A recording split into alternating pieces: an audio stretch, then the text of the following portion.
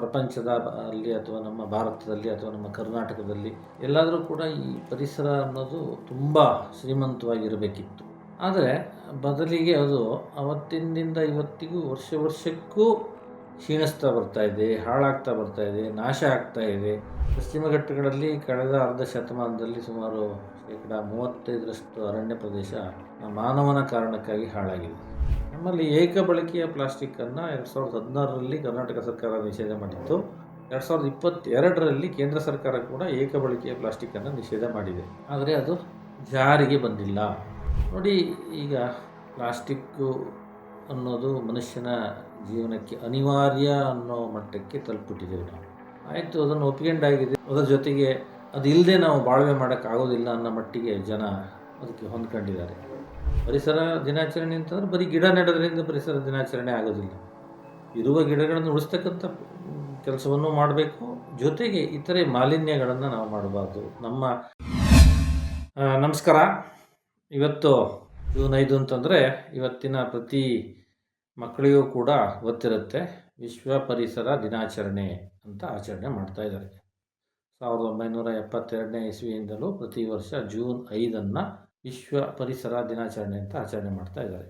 ಅಂದರೆ ಅತ್ಲಾಗಿ 28, ಇತ್ಲಾಗಿ 24, ಸುಮಾರು ಹೆಚ್ಚು ಕಡಿಮೆ 56-57 ವರ್ಷದಿಂದ ಈ ದಿನಾಚರಣೆಯನ್ನು ಪರಿಸರವನ್ನು ಸಂರಕ್ಷಣೆ ಮಾಡಲಿಕ್ಕೆ, ಇರುವ ಪರಿಸರವನ್ನು ಉಳಿಸಲಿಕ್ಕೆ, ವನ್ಯಜೀವಿಗಳ ನೆಲೆಯನ್ನು ಕಾಪಾಡಲಿಕ್ಕೆ ಅಂತ ಹೇಳಿ ಜಾಗೃತಿ ಮೂಡಿಸುವ ನಿಟ್ಟಿನಲ್ಲಿ ಇಡೀ ಜಗತ್ತಿನಾದ್ಯಂತ ಈ ದಿನ ಅಂದರೆ ಜೂನ್ 5ರಂದು ಪ್ರತಿ ವರ್ಷ ಆಚರಣೆ ಮಾಡ್ತಾ ಇದ್ದಾರೆ.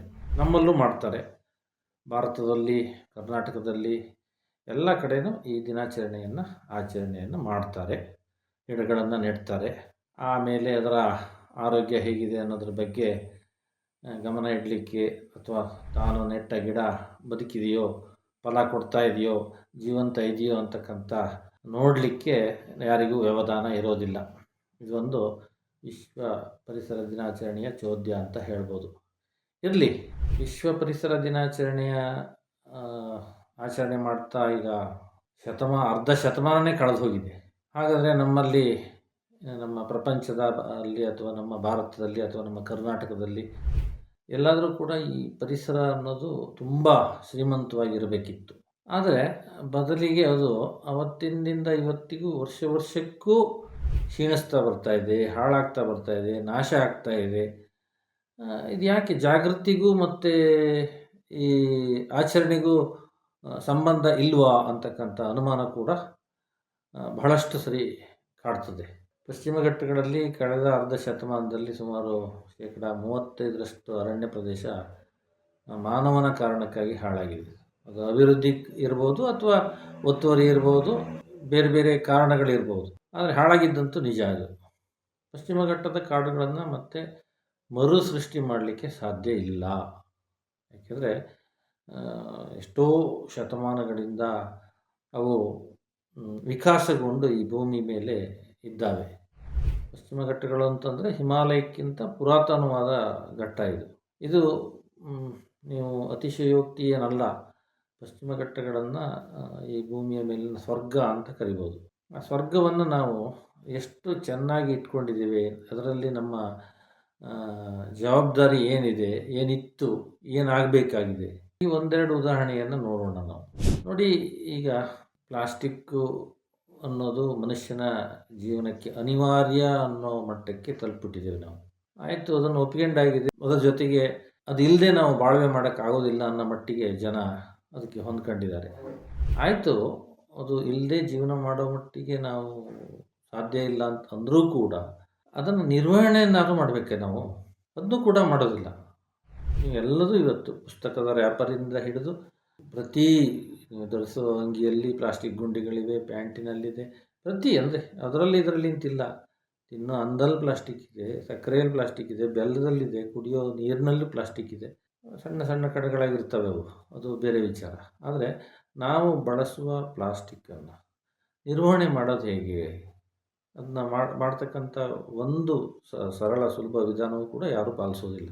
ರಸ್ತೆ ಬದಿಯಲ್ಲಿ ನೋಡಿ, ನೀವು ಸಾಗರದಿಂದ ಶಿವಮೊಗ್ಗಕ್ಕೆ ಹೋಗ್ಬೇಕಾದ್ರೆ ನೋಡಿ, ಅಥವಾ ಬೆಂಗಳೂರಿನಿಂದ ಶಿವಮೊಗ್ಗ ಬರ್ತಾ ನೋಡಿ, ಯಾವುದೇ ರಸ್ತೆಯಲ್ಲಿ ನೀವು ಹೋಗಿ ರಸ್ತೆಯ ಈ ಕೆಳಗಳಲ್ಲಿ, ಚರಂಡಿಯಲ್ಲಿ, ಅಲ್ಲೇನಾದರೂ ಸ್ವಲ್ಪ ಕಾಡಿದರೆ ಕಾಡಿನ ಒಳಗಡೆ ಹೊರಗಡೆ ಎಲ್ಲ ತ್ಯಾಜ್ಯಗಳು ಮಡುಗಟ್ಟಿ ನಿಂತಿದೆ.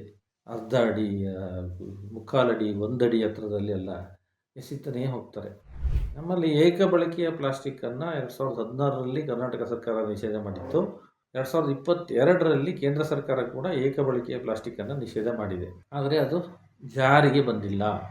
ಸ್ಥಳೀಯ ಆಡಳಿತಗಳು ಅದನ್ನು ಜಾರಿಗೆ ತರಬೇಕು, ಕಟ್ಟುನಿಟ್ಟಾಗಿ ಅದನ್ನು ತರ್ತಾ ಇಲ್ಲ, ಇಚ್ಛಾಶಕ್ತಿ ಇಲ್ಲ.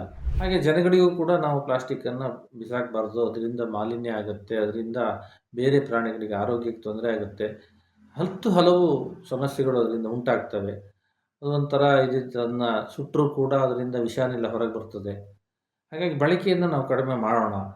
ಪೇಟೆಗೆ ಹೋಗ್ತಾ ಎಲ್ಲರೂ ಒಂದು ಸಣ್ಣ ಕೈಚೀಲ ಹಿಡ್ಕೊಂಡು ಹೋದರೆ ಕೈಚೀಲದ ತರಕಾರಿ ತರೋಣ. ಈ ನಿಟ್ಟಿನಲ್ಲಿ ಯೋಚನೆ ಮಾಡುವವರ ಸಂಖ್ಯೆ ಇಲ್ಲವೆನ್ನುವಷ್ಟು ಕಡಿಮೆ ಇದೆ. ಇರಲಿ ಬಿಡಿ, ಈ ಪ್ಲಾಸ್ಟಿಕ್ ಬಗ್ಗೆ ಹೇಳ್ತಾ ಹೋದರೆ ಇದನ್ನು 3 ರಾತ್ರಿ 3 ಹಗಲು ಹೇಳ್ತಾ ಹೋಗ್ಬೋದು. ಅದು ವೈಯಕ್ತಿಕವಾಗಿ ನಮ್ಗೆ ನಾವೇ ಅದು ಕಲಿಬೇಕು. ಹಂಗಾರೆ ನಾವು ಶಿಕ್ಷಣದಲ್ಲೆಲ್ಲ ತಪ್ಪಿದೆಯಾ? ಹಂಗಾರೆ ಶಿಕ್ಷಣದಲ್ಲಿ ಚಿಕ್ಕ ಮಕ್ಕಳಿಗೆ ಈ ಪ್ಲಾಸ್ಟಿಕ್ ಅನ್ನೋದು ಹಾಳು, ಇದನ್ನು ನಾವು ಬಳಸಬಾರ್ದು, ಅಥವಾ ಅಕಸ್ಮಾತ್ ಅನಿವಾರ್ಯವಾಗಿ ಬಳಸ್ತಕ್ಕಂಥ ಪರಿಸ್ಥಿತಿ ಬಂದರೆ ಅದನ್ನ ಎಲ್ಲೆಂದರಲ್ಲಿ ಎಸಿಬಾರ್ದು. ಅದಕ್ಕಾಗಿಯೇ ನಿಗದಿತಗೊಂಡ ಕಸದ ಬುಟ್ಟಿಗೋ ಡಸ್ಟ್ಬಿನ್ನಿಗೋ ಹಾಕಬೇಕು. ಅದನ್ನು ಅವರು ಸ್ಥಳೀಯ ಆಡಳಿತಗಳು ಅಥವಾ ಸಂಬಂಧಪಟ್ಟವರು ಅದನ್ನು ನಿರ್ವಹಣೆ ಮಾಡ್ತಾರೆ. ನಾವು ಹೇಳ್ಕೊಡ್ತಾ ಇಲ್ವಾ? ಹಾಗಾದರೆ ಶಾಲೆಗಳಲ್ಲಿ LKG, UKG, 1ನೇ ಕ್ಲಾಸು 5ನೇ ಕ್ಲಾಸ್ ಮಕ್ಕಳಿಗೆ ಹೇಳ್ತಾ ಇದ್ದೀವಿ. ಆದರೂ ಈ ರಾಕ್ಷಸ ಯಾಕೆ ಇನ್ನೂ ಮೆರೀತಾ ಇದ್ದಾನೆ?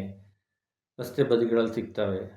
ಎಷ್ಟೋ ಕಾಡು ಪ್ರಾಣಿಗಳ ಹೊಟ್ಟೆಯಲ್ಲಿ, ಆನೆಗಳ ಹೊಟ್ಟೆಯಲ್ಲಿ ಪ್ಲಾಸ್ಟಿಕ್ ಸಿಗ್ತಾ ಇದೆ ಇವತ್ತು. ಇಷ್ಟರ ಮಟ್ಟಿನ ದುರಂತಕ್ಕೆ ನಾವು ಮನುಷ್ಯರು ಹೇಗೆ ಕಾರಣ ಆಗ್ತೀವಿ? ನಮಗೊಂದು ಸ್ವಲ್ಪನಾದರೂ ಮುಜುಗರ ಆಗಬೇಕಲ್ವ? ಈ ಥರ ನಾವು ಹಾಳು ಮಾಡ್ತಾ ಇದ್ದೀವಿ ಭೂಮಿಯ ಸಂಪತ್ತನ್ನು ಅಂತಕ್ಕಂಥ ವಿಷಯದಲ್ಲಿ ನಮ್ಗೆ ಸ್ವಲ್ಪನಾದರೂ ನಾಚಿಕೆ ಬೇಕಾಗಲ್ಲ. ನಾವು ಸ್ವಲ್ಪ ಮುಜುಗರ ಪಟ್ಕೋಬೇಕಾದ ಒಂದು ಅಗತ್ಯ ಇದೆ ಅಂತ ನನಗನ್ನಿಸ್ತಾ ಇದೆ. ವಿಶ್ವ ಪರಿಸರ ಆಚರಣೆ ಮಾಡಿ ಮರ್ತು ಬಿಡೋದಲ್ಲ ಅದು. ಪರಿಸರ ದಿನಾಚರಣೆ ಅನ್ನೋದು ಪ್ರತಿದಿನ ಪರಿಸರ ದಿನಾಚರಣೆಯಾಗಿ ಉಳಿಬೇಕು. ಪರಿಸರ ದಿನಾಚರಣೆ ಅಂತಂದರೆ ಬರೀ ಗಿಡ ನೆಡೋದ್ರಿಂದ ಪರಿಸರ ದಿನಾಚರಣೆ ಆಗೋದಿಲ್ಲ. ಇರುವ ಗಿಡಗಳನ್ನು ಉಳಿಸ್ತಕ್ಕಂಥ ಕೆಲಸವನ್ನು ಮಾಡಬೇಕು. ಜೊತೆಗೆ ಇತರೆ ಮಾಲಿನ್ಯಗಳನ್ನು ನಾವು ಮಾಡಬಾರ್ದು. ನಮ್ಮ ಐಷಾರಾಮಿ ಮನಸ್ಥಿತಿಗೆ ನಾವು ಕಡಿವಾಣ ಹಾಕ್ಕೊಬೇಕು. ಕೊಳ್ಳುಬಾಕ ಸಂಸ್ಕೃತಿಯಿಂದ ಹೊರಗೆ ಬರಬೇಕು. ಈಗ ನೋಡಿ, ಭೂಮಿಗೆ ಜ್ವರ ಬಂದಿದೆ. ನಮಗೆ ಜ್ವರ ಬಂದರೆ ಏನೋ ಒಂದು ಸಣ್ಣ ಇಂಜೆಕ್ಷನ್ ಕೊಟ್ಟು, ಮಾತ್ರೆ ಕೊಟ್ಟು ಇದು ಮಾಡ್ತಾರೆ. ಭೂಮಿಗೆ ಜ್ವರ ಬಂದಾಗ ಏನು ಮಾಡಬೇಕು? ನಾವೆಲ್ಲ ಒಂದೊಂದು ಗುಳಿಗೆ ಥರ ಅದನ್ನು ಆಗಬೇಕು. ನಾವು ಗುಳಿಗೆ ಥರ ಅಂದರೆ ನಮ್ಮ ಭೂಮಿಯ ನೈಸರ್ಗಿಕ ಸಂಪತ್ತನ್ನು ಬಳಸಿಕೊಳ್ಳುವಲ್ಲಿ ನಾವು ಕೃಪಣತನವನ್ನು ತೋರಬೇಕು. ಹೆಚ್ಚು ವಸ್ತುಗಳಿಗೆ ಬೆಲೆ ಮಾಡಬಾರ್ದು. ನೀರನ್ನು ಅಪವ್ಯಯ ಮಾಡಬಾರ್ದು. ಪ್ಲಾಸ್ಟಿಕ್ಕನ್ನು ಎಲ್ಲೆಂದರಲ್ಲಿ ಎಸಿಬಾರ್ದು. ವನ್ಯಜೀವಿಗಳ ನೆಲೆಗಳಿಗೆ ನಾವು ಹೋಗಿ ಅಲ್ಲಿ ತೊಂದರೆ ಕೊಡಬಾರ್ದು. ನಮಗೆ ಅಗಲ ರಸ್ತೆ ಬೇಕು ಅಂತ ಸರ್ಕಾರದವರಿಗೆ ಒತ್ತಡ ಹಾಕಬಾರ್ದು. ಇಂಥದ್ದೆಲ್ಲ ಸಣ್ಣ ಪುಟ್ಟ ಜೀವನದಲ್ಲಿ ಮಾರ್ಪಾಟು ಮಾಡ್ಕೊಬೇಕು. ಅದೇನೋ ದೊಡ್ಡ ಕಷ್ಟದ ಕೆಲಸ ಏನಾಗೋದಿಲ್ಲ. ಆದರೆ ಅದರಿಂದ ಆಗ್ತಕ್ಕಂಥ ಪರಿಣಾಮ ಮಾತ್ರ ಬಹಳ ದೊಡ್ಡದಾಗಿರ್ತದೆ. ನಾವು ಅದನ್ನ ಆಚರಣೆಯಲ್ಲಿ ಮಾಡೋದು ಕಷ್ಟ ಅಲ್ಲದೆ ಹೋದರೂ, ಆದರೆ ನಾವು ಅದನ್ನ ಆಚರಿಸ್ತಾ ಹೋದರೆ, ಸರಳ ಜೀವನವನ್ನು ಆಚರಿಸ್ತಾ ಹೋದರೆ, ನಾವು ಅದರ ಪರಿಣಾಮ ಈ ಭೂಮಿಗೆ ಬಹಳ ದೊಡ್ಡ ಮಟ್ಟದಲ್ಲಿ ಆಗ್ತದೆ ಅಂತಕ್ಕಂಥ ಅರಿವನ್ನು ನಾವು ಇವತ್ತು ಹೊಂದಬೇಕಾಗಿದೆ ಸ್ನೇಹಿತರೆ. ಈ ನಿಟ್ಟಿನಲ್ಲಿ ಸರ್ಕಾರ ಸ್ವಲ್ಪ ದಪ್ಪ ಚರ್ಮ ಇದೆ ಈಗ ಹಾಲಿ. ಅದಕ್ಕೆ ಜನಗಳ ಕೂಗು, ಪರಿಸರ ಉಳಿಸಿ, ಪರಿಸರ ಮಾಲಿನ್ಯವನ್ನು ತಡೆಯಿರಿ, ಪರಿಸರ ನಾಶವನ್ನು ಮಾಡಬೇಡಿ, ಅನಗತ್ಯವಾಗಿ ದೊಡ್ಡ ಯೋಜನೆಗಳನ್ನು ಹೇರಬೇಡಿ ಅಂತಕ್ಕಂಥ ಮಾತುಗಳನ್ನು ಅಲ್ಲಲ್ಲಿ ಕೆಲವರು ಹೇಳ್ತಾ ಇದ್ದರೂ ಕೂಡ ಇದರ ಸರ್ಕಾರದ ಕಿವಿಗೆ ಕೇಳ್ತಾ ಇಲ್ಲ. ಕಿವಿ ಸ್ವಲ್ಪ ಮಂದಾಗಿದೆ. ಅದಕ್ಕೆ ಕಣ್ಣು ಸ್ವಲ್ಪ ಕಡಿಮೆ ಕಾಣ್ತದೆ, ಬುದ್ಧಿಗೆ ಹೋಗ್ತಾ ಇಲ್ಲ ಇವೆಲ್ಲ. ಇದಕ್ಕೆ ಏನು ಮಾಡಬೇಕು ಅಂತಂದರೆ, ನಾವು ವೋಟ್ ಹಾಕಿ ಯಾರನ್ನ ಕಳಿಸಿದ್ದೀವಲ್ಲ, ಅವರಿಗೆ ಈ ವಿಚಾರದಲ್ಲಿ ನಿಮ್ಮ ಉತ್ತರದಾಯಿತ್ವ ಏನು, ನಿಮ್ಮ ಹೊಣೆ ಏನು, ನಿನ್ನ ಜವಾಬ್ದಾರಿ ಏನು, ನಿನ್ನ ಕರ್ತವ್ಯ ಏನು ಅಂತಕ್ಕಂಥದ್ದನ್ನು ನಾವು ಬಹಳ ಗಟ್ಟಿಯಾಗಿ ಕೇಳಬೇಕಾದ ಪರಿಸ್ಥಿತಿ ಇವತ್ತು ಬಂದಿದೆ. ನಾವು ಹೀಗೆ ಕೇಳಲಿಲ್ಲ ಅಂತಂದರೆ ಇನ್ನು ನಮ್ಮ ಕಣ್ಮುಂದೆ ನಮ್ಮ ಮುಂದಿನ ಪೀಳಿಗೆ ಬಹಳ ಕಣ್ಣೀರಿನಲ್ಲಿ ಕೈ ತೊಳಿತಕ್ಕಂಥ ದಿನಗಳು ಬಹಳ ದೂರ ಇಲ್ಲ. ಈ ಮಾತನ್ನು ಬಹಳ ಖೇದದಿಂದ ಹೇಳ್ತೇನೆ. ಈ ಕ್ಲೈಮೇಟ್ ಚೇಂಜ್ ಇರ್ಬೋದು, ಅಥವಾ ಮಾಲಿನ್ಯಗಳಿರ್ಬೋದು, ಪರಿಸರ ನಾಶ ಇರ್ಬೋದು, ಯಾವುದೇ ಇದನ್ನು ಕೂಡ ನಾವು ಅದನ್ನು ಸರಿಯಾಗಿ ಅದರ ವಿರುದ್ಧ ಹೋರಾಡಿ ಅಥವಾ ಪರಿಸರ ಸಂರಕ್ಷಣೆಯ ಪರವಾಗಿ ಹೋರಾಡಿ ಅದನ್ನು ಉಳಿಸ್ತಕ್ಕಂಥ ಮಹತ್ತರ ಜವಾಬ್ದಾರಿ ನಮ್ಮ ಮೇಲಿದೆ ಮತ್ತು ನಮ್ಮ ಮುಂದಿನ ಪೀಳಿಗೆಯ ಮೇಲಿದೆ. ಆ ಮುಂದಿನ ಪೀಳಿಗೆಗೂ ಕೂಡ ಸ್ವಚ್ಛ ಶುದ್ಧ ಪರಿಸರವನ್ನು ಬಿಟ್ಟು ಹೋಗ್ತಕ್ಕಂಥ ಜವಾಬ್ದಾರಿ ನಮ್ಮ ಮೇಲಿದೆ ಅಂತ ಹೇಳ್ತಾ ಮತ್ತೊಮ್ಮೆ ನಮಸ್ಕಾರ. ಮತ್ತಷ್ಟು ವಿಶೇಷ ವಿಡಿಯೋಗಳನ್ನು ನೋಡಲು ಮತ್ತು ಹೊಸ ವಿಡಿಯೋಗಳ ಬಗ್ಗೆ ತಿಳಿಯಲು ಈ ದಿನ .com ಯೂಟ್ಯೂಬ್ ಚಾನೆಲ್ ಸಬ್ಸ್ಕ್ರೈಬ್ ಮಾಡಿ ಮತ್ತು ಬೆಲ್ ಐಕಾನ್ ಕ್ಲಿಕ್ ಮಾಡಿ.